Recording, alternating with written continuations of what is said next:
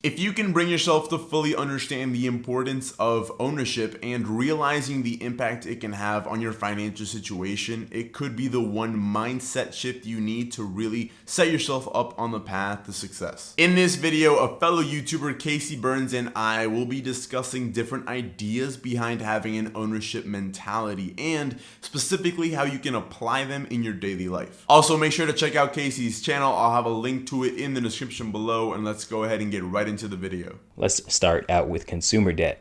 Consumer debt, it's basically like we are all forced to go through this run called life. And one day we wake up and we realize that we are playing a game. We are forced into the money game. Everybody has to play the money game, but different people are playing it in different ways. Going through the money game with consumer debt is like running with a sled on. It's training you. It's getting your legs stronger, but if you just keep on throwing more weight on there, if you just keep on getting more income and you just keep on having more consumer debt, you'll never get out of that cycle. The worst of the consumer debt is car debt.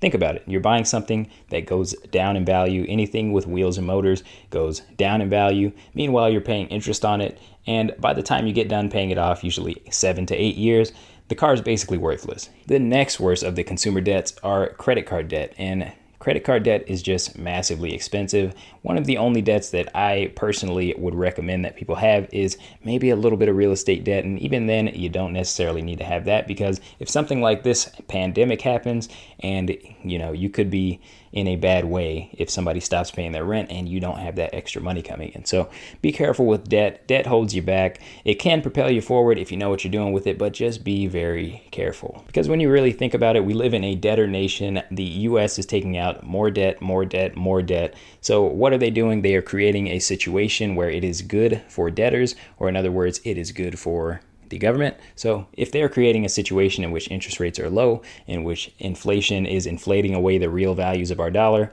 you might as well take out a little bit of debt and get it paid off by the money printer. Number 2 is how ownership can save you in an emergency situation. Imagine you have both house and car payments. You don't own either outright, and you're working as a chef on a cruise ship. Your income is enough for your payments and expenses and to save a little bit every month to put towards an emergency fund. You lose your job one day to another due to no more cruises, and your income is cut to zero because you didn't have multiple streams of income. Your emergency fund is only enough to cover about a month or two of your payments, and after 3 months you weren't able to find a job, so now you're left without a house and without a car. Now obviously this is one very specific scenario, but the point is to be aware of the importance of owning your assets outright, because you never know what could happen. Even using assets as an emergency fund themselves, let's say you had a good year, you got some money saved up and you decided to buy yourself a boat cash. Next year wasn't so good and an unexpected emergency situation came up and you need money that you don't have in cash at that moment. You own your boat outright, so you go ahead and sell it and use that money for the situation that came up. Now, again, I know that I'm just making up stories and specific scenarios, but my point is, and what I'm trying to get across, is that you never know when things will come up, right? And if you owe money on your assets, you could find yourself in a very difficult position. But on the other hand, if you own your assets outright, they could act as a safeguard if you ever find yourself in an emergency situation. So here's one I get a lot, and it is, Casey, I can't afford a house. Well, I would have a question for you. Can you afford something that's free?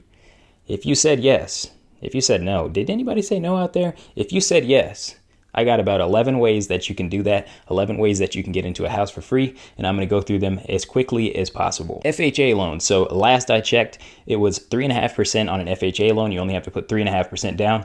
You do have to buy what is called PMI, or private mortgage insurance, which will make the mortgage more expensive until you can refinance into a conventional loan. It could be about 10%. It depends on your local lender, so make sure you check on that. FHA 203K loan. So a 203K loan is a loan that you get on renovations. So you can get into a busted up property with an FHA 203K loan. VA loans. A VA loan is one that you have to be in the military. You got to check on it based on your service status. So if you're in the Guard, Reserve, or active duty, it's going to be a little bit different for each of those services. So you got to check on that with your local lender. USDA loans. USDA loan is basically a loan that you can get in a rural area. A rural area, it's pretty broad. It basically means it's based on zoning, and it's basically, if you're not in a city, you probably can get a USDA loan, and that's going to be a zero down loan. Owner occupied property. So this is one that I am actually doing. It's AKA house hacking. So it's living in part of the property, whether that be a single family home and you live in one room and rent out the other rooms, or whether that be a multifamily home where you live in one unit and you rent out the other units. Investing with partners. So that's exactly what it sounds like. You, a friend, you invest in a property with a partner. You might not even need to put any money down, because maybe they put all the money down and you go and you do all the work. You go figure out everything, all the numbers, you do the actual labor that is required, and you can invest with a partner because they've got the money and you've got the know-how. Home equity lines of credit. So that's basically, if you have equity in your current house, that's taking some of that equity, lending it to yourself, and then going and buying another property. Not as many people are going to have that, but if you do have that, that's another way to get into another property with technically no money down. All right, we're almost there. Hard money loans. Hard money loans are basically a shorter term loan. Typically, they're going to have a higher interest rate and they're a little bit more risky. So look into that. See if you can find a hard money lender. Private money. So private money is exactly what it sounds like. You need to go find a rich person. Maybe you go to a couple networking events, go to a car meet, go to somewhere that rich people go. Go to a golf course, country club. Find someone who's rich, who has some money to invest, and you get them to invest in you. Last two, lease option is basically what you're going to do is you're going to rent from a place, get a lease option. The lease option basically entitles you to buy the house if you want to. You're not entitled, you don't have to buy the house,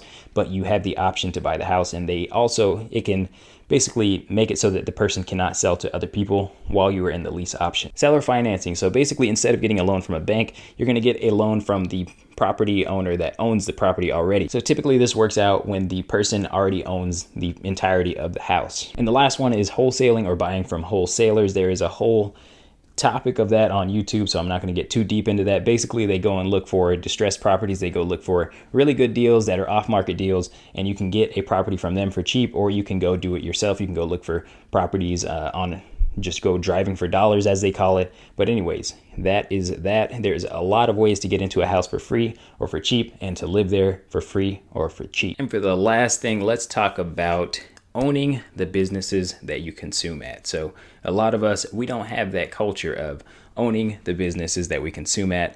We are economic children. What do I mean by economic children? What I mean by economic children is that when you give a kid $1, say, what are they going to do with that $1? They're going to go into the store. They're going to try to buy some candy. They're going to try to see, what can I buy with this $1? Rather than, what can this $1 earn me? I got a little example for you guys on the board here. Check it out, $110,000. What we could do with that is either buy a nice BMW, or we could invest that $110,000. If we end up buying that car at 4% interest and we take that out for 8 years, we end up with $126,000 gone. But we did have a nice experience, whatever. If we were to invest that into the BMW stock and we get just the dividends alone, we will end up with $67,200. $67,200 plus the opportunity cost of $126,000. The real cost of that decision is $177,200. So what we got to look at when we think about the cost of something, the cost of our actions, is the cost of something is that which is foregone. So the cost is not just what you pay, the cost is what you don't do with that money. Number 5 is the investment and business opportunities that will be available to you if you're in the position of ownership. If you've got car payments, house payments, boat payments, motorcycle payments, etc., banks won't be as willing to give you loans because you've got so much in debt. On the contrary, if the bank sees that you own 2 or 3 different businesses and multiple properties, and that your total equity that you own outright is far greater than what you owe, then they're gonna know that you mean business. If I'm trying to make a business deal and I know 2 guys, and I'll use real people that I know, one has about 4 or 5 different properties that are producing cash flow and he doesn't owe any money on them. And the other guy is paying rent, car payments, he's got payments on luxury items that aren't even assets, and he only has 1 income stream. I would obviously present my business deal to the first guy simply by what he has to show and where his head is at when it comes to finances. And say I only needed someone to put up 10 grand for the deal. That second guy could possibly have had the money, or at least know someone that has the money, a friend, a brother, a coworker, whatever, and be able to get the deal done. And just because of the position he's in with debt and his mindset, he never would have been able able to take advantage of the business deal because I never would have presented it to him in the first place. So having the ownership mindset and acquiring assets with the goal of owning them outright can put you into the position where more business and investment opportunities will be accessible to you. Which leads me into number 6, ownership and acquiring assets being the foundation of building wealth. As I say in many of my videos, the foundation to building wealth is undeniably your mindset, and one of the shifts that need to take place with your thought process is incorporating the idea of ownership. So what is this mindset shift that needs to take place? Well, instead of having a consumer's mindset where you're always thinking about what you can buy next, you need to start focusing your attention on acquiring assets that produce an income with the goal of owning them outright and being debt free. Instead of looking for which apartment is best for you to lease, like, oh, this one's $200 more per month than this one, but it's a lot nicer, it's got a pool, a gym, you need to be looking for a great property deal, maybe a duplex. You live in one side, you rent out the other side, covering the mortgage payment with the rent. Spending your money on assets that produce you more money, not liabilities that go down in value, and with the goal of owning those assets outright and avoiding debt as much as possible. Now, I do understand that in some cases, good debt is okay, and I do agree with that, but as long as the money you owe is going towards assets and you don't overextend yourself with debt. So if you're 100% focused on acquiring more assets and owning them outright, you'll be setting yourself up on the path to success. Please make sure to watch my latest video if you haven't already. Subscribe if you want to see future content like this, and click the bell so you're notified when I post a new video. Drop a like and comment down below if you found the content informative. Feel free to follow me on Instagram. I'll have a link to it in the description below. Thank you so much for watching, and I'll see you next time.